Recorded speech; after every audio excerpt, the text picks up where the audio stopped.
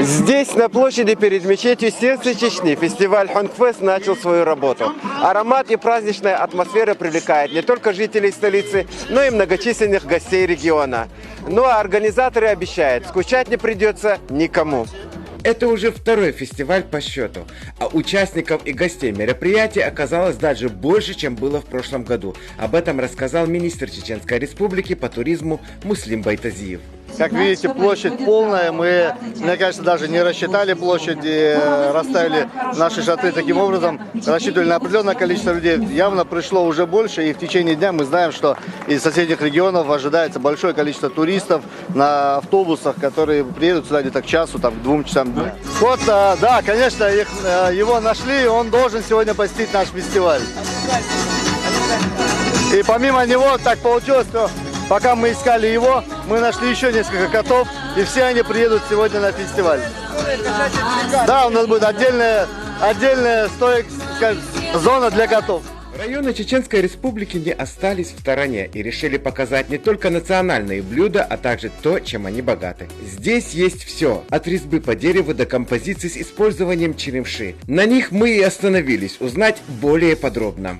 Мы сегодня представили декоративно-прикладное искусство с использованием черемши, самой черемши. У нас сегодня 5 мастер-классов. Горячий шик – это мы придумали дизайн куклы из черемши, платье из черемши. Потом весеннее лакомство, следующий мастер-класс. Здесь использована канва, нитки, ленты и, естественно, черемша. Следующий мастер-класс у нас называется «Пламенный свет». Здесь у нас представлена картина из черемши, использование войла, кассетки и разных вот декоративных штучек, так сказать, для создания таких образов. Свои угощения подготовили различные подворья. Не остался в стороне и нефтяной университет. Скажите, пожалуйста, что у вас здесь представлено?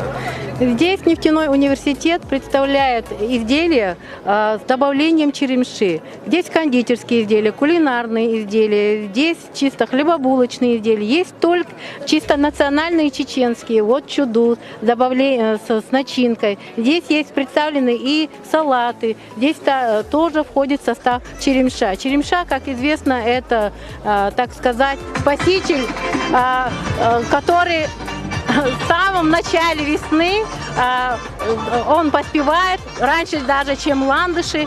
И, соответственно, это целая кладезь витаминов, микроэлементов. Более того, там есть белки, ненасыщенные жирные кислоты, аминокислоты. То есть в черемше есть все необходимые для жизнедеятельности человека вещества.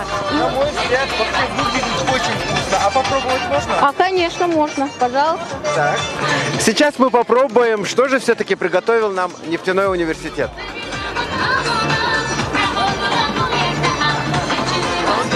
Конечно, нет никаких сомнений, очень вкусно. Как только соревнованием был дан старт, мы узнали у главного специалиста-эксперта Министерства туризма Чеченской Республики Дагмары Исаковой условия и схему голосования того, под какими номерами будут выступать команды. Жеребьевка, каждая команда, 14 команд представили своих капитанов, и каждый капитан просто тянул номерок, ну и, соответственно... Под тем номером, под которым... Соответственно, да, совершенно верно. В этом боксе я, помимо всего прочего, увидела еще шоколад. Я не знаю, как шоколад можно сочетать с черемшой, казалось бы, такой вот ядерный микс, но я думаю, что в руках умелых наших поваров, мастеров все это будет сочетаться очень вкусно.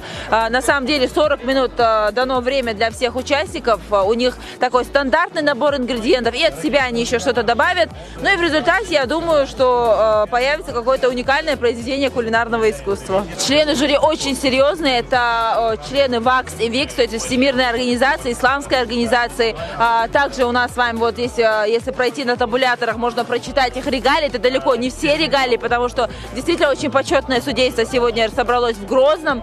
Ну и, безусловно, я думаю, что и Хадижат Маулатова, президент гильдии шеф-поваров Северного Кавказа, также один из почетных членов жюри. Это наш постоянный соратник, наш верный помощник в организации гастрономических мероприятий. То есть жюри действительно очень серьезное. Участники настроены только на победу. Представители команды из солнечного Азербайджана так и заявили. Мы сегодня постараемся показать чем-то необычные вещи. Из черного ящика какие продукты выйдут, из него будем готовить новые, вкусные еды будем готовить. Постараемся там будет использовать черемшу, который нам не так уж, мы знаем об этом, да, поставим новые вещи. И десерт какой-то покажем. Конкурс на лучшее блюдо из черемши судили компетентные жюри. Итак, голосование началось. Мы сейчас узнаем у компетентного жюри, как оно проходит. Значит, вот у нас, видите, гигиена, организация рабочего места, рациональный там и так далее, 10 баллов. Правильно, профессиональное приготовление, профессиональное мастерство, сложность блюда, это 25 баллов. Презентация, внешний вид там и так далее, 15 баллов. Вкус, вкусовые качества 50 баллов. То есть в 100-бальной международной системе проходит оценивание. И внутри этого, естественно, этих баллов много критерий. И после того, что складываются эти баллы, получается оценка до 100 баллов максимум. Борьба, конечно, будет жесткая, потому что черемша, вы сами знаете, это очень сложный, специфический продукт. Нужно иметь большую фантазию, чтобы сделать из него блюдо в стиле модерн, это в современном стиле. Ну, победить лучше, как всегда.